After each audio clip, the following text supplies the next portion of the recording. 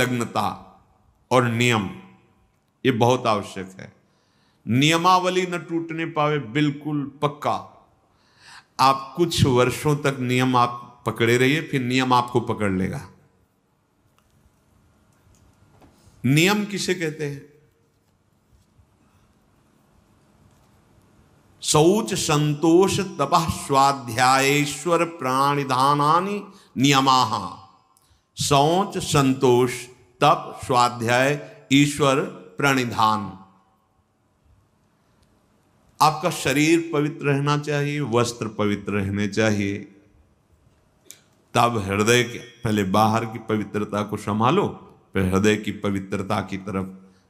जो अभी सत्संग में शुरुआत में कहा कि मन से निरपेक्ष होना, तो ये परम पवित्र होने वाली बात है।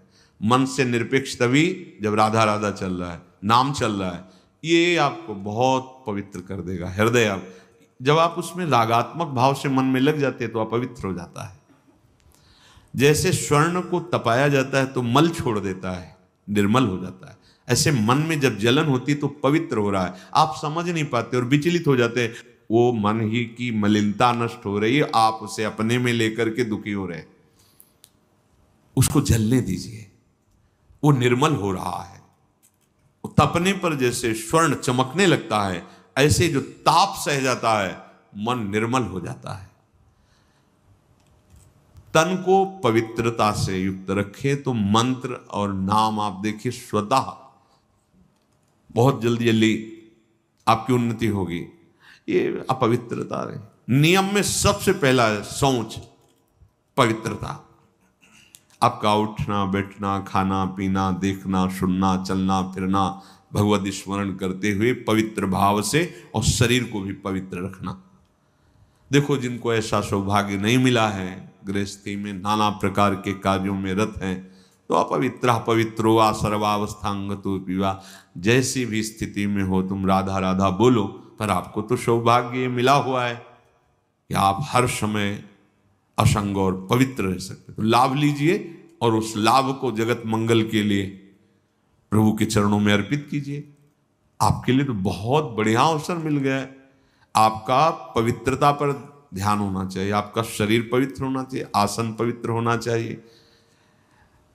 शौचाचार के विषय में पीछे सत्संग में बताया गया है। मिट्टी जल आदि से शरीर की और राग द्वेष आदि त्याग कर भगवत स्मरण करते हुए हृदय की पवित्रता होती है। संतोष, चाहे गृहस्थ हो चाहे विरक्त हो, भगवत प्राप्ति करना है तो ये लाना ही होगा हृदय में। बिन संतोष न काम न साही, अछत काम सुख सपने नहीं। यदि संतोष नहीं है तो कामनाओं की बाढ़, और जहां कामनाएं हैं, कोई कोई तो कहते कि मांस वगैरह खाते हैं, पर आपके आदेश से हम ब्रह्मचर्य का निर्वाह करना चाहते हैं, त्रिकाल में नहीं कर सकते। राक्षसी भोजन पाओगे और तुम ब्रह्मचारी बनोगे, तुम आसुरी प्रवृत्ति धारण करोगे, और सच्चिदानंद में बिना चित्त जोड़े तुम इन दिव्य व्रतों का पालन कर सकते हो? कदापि नहीं। अरे यही तो दुष्टा रसेंद्री, यही तो भ्रष्ट करती है। इसी से सारे विकार शुरू हो जाते हैं। जिसकी रसेंद्री शासन में नहीं, खाना पीना सही नहीं, परमार्थ की केवल बातें करे, क्या राक्षसों को ज्ञान नहीं था क्या? दैत्यों का ज्ञान नहीं था क्या? आप देखो जब वो अपने परिवारजनों को उपदेश करते हैं ना किसी संकट में, तो पूरे ब्रह्म ऋषि जैसा बोलते हैं, ज्ञान है। ऐसा नहीं कि नहीं ज्ञान है, बहुत बोल रहे हैं, लेकिन आचरण में बिल्कुल ज्ञान नहीं है, तो इसीलिए तुमको राक्षस कहा गया। तुम्हारे आचरण राक्षसों जैसे हो, कह रहे हो कि हम अमुक अमुक साधन, व्यर्थ की बात। नियम से चलो, शौच संतोष। भगवत कृपा से जैसी भी परिस्थिति तुम्हें दी गई है, जो भी धन भोजन परिवार जैसा भी, या विरक्त मार्ग जैसा, संतुष्ट रहो। जथा लाभ संतोष सदा काहू सु कछु न। बड़ा शांत मार्ग है, बड़ा गंभीर मार्ग है ये, बड़ा सहनशीलता की जरूरत है। और सही पूछो तो आपको कोई दुख है ही नहीं, आपको कुछ चाहिए ही नहीं। आपके अंदर दुख और चाह जो आई उस शरीर को लेकर, संसार को लेकर आई है। इसीलिए आपको संतोष, अगर संतोष धारण करोगे तो आशाएं नष्ट हो जाएंगी, आशाएं नष्ट होंगी तो दुख का नामो निशान मिट जाएगा। आशा ही परमम दुखम नैराश्यम परमम सुखम। जैसी भी प्रभु ने परिस्थिति दी, जो भी आपके पास, वो भगवत कृपा से उसी में संतुष्ट रहना सीखो। हमारे आराध्य देव श्री श्यामाजू और श्यामाजू का सुख श्री लालजू महाराज, लालजू के प्राण श्री लाडलीजू। तो लाडलीजू के महासुख वर्धन करने के लिए उनके प्राणनाथ श्री लालजू में अद्भुत प्रीति, अद्भुत प्रीति। तद्भावोत्सवता परम भवतु में तत्प्राणनाथ है। हमारी युगल उपासना ऐसी है, गोरे चरणारविंद की ठसक और युगल का उपासन। लालजू में अत्यंत प्रीति है। और कैसे है?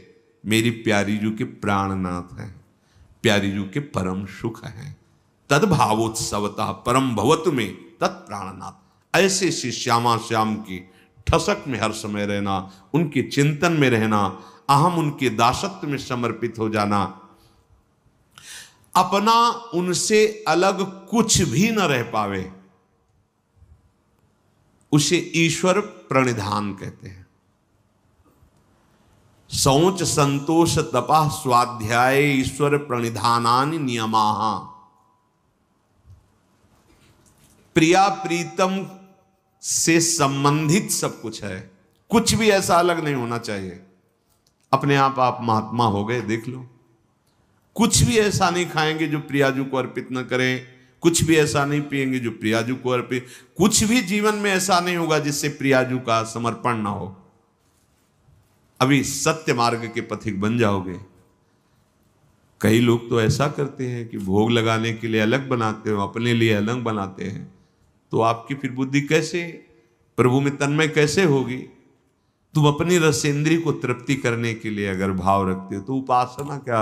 ये थोड़ी कि प्रभु भूखे बैठे हैं उनको पवा दो। अरे विश्वंभर सारे जगत का भरण पोषण करते हो, आपका केवल भाव पाते हैं।